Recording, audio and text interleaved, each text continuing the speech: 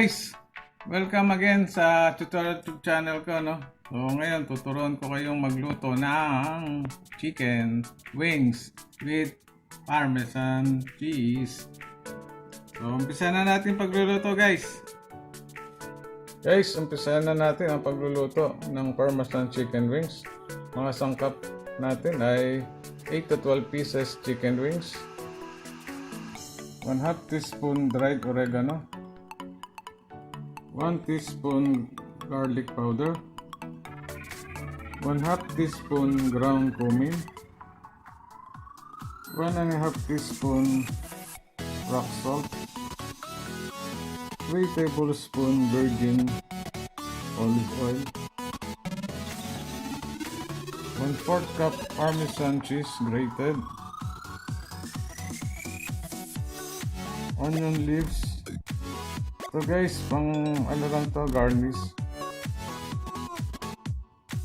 So guys, ano ba tong cumin powder na to, no? So nagmula ito sa bansang India na yung cumin seed na to ay kaling tulad ng parsley seeds, no? So may health benefits din to, hindi lamang nakapagpapasarap dun sa ating lutuin, yung pait ng ating mga lutuin, may health benefits din na binibigay ito sa ating katawan.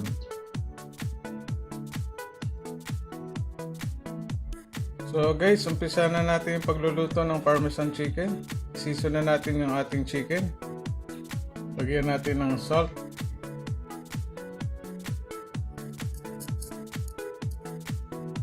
lagyan natin ng cumin,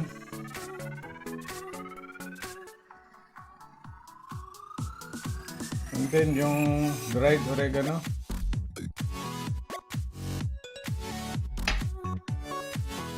So guys, no, marinate natin yung chicken, no.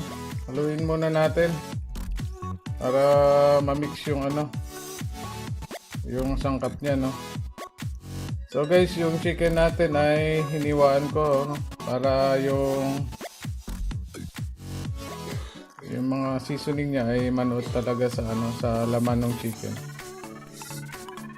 Combine na natin yung pang coating natin sa Parmesan chicken. So ito na yung Parmesan cheese. Ilagay natin yung olive oil. Mix na natin, saka yung garlic powder.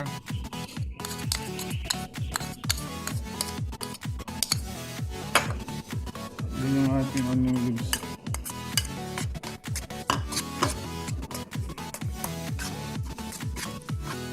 O mamaya, didip natin dito yung ating chicken. After 30 minutes. Gawin lang natin mabuti. So guys, after 30 minutes, di-fry natin yung ating chicken sa mantika. So nilagay na natin yung chicken sa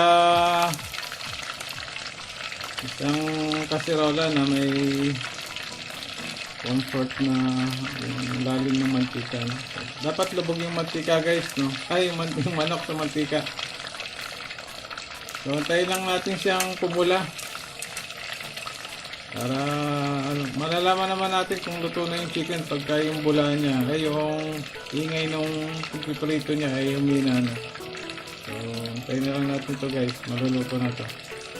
So guys, medyo mapula na yung chicken natin, no? Pwede nang hanguin.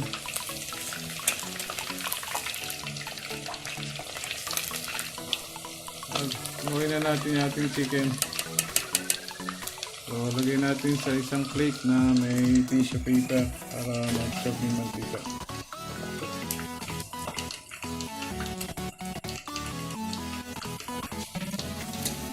So guys, no, i-dip na natin yung ating chicken sa ating coating dip mixture, no, sa Parmesan cheese.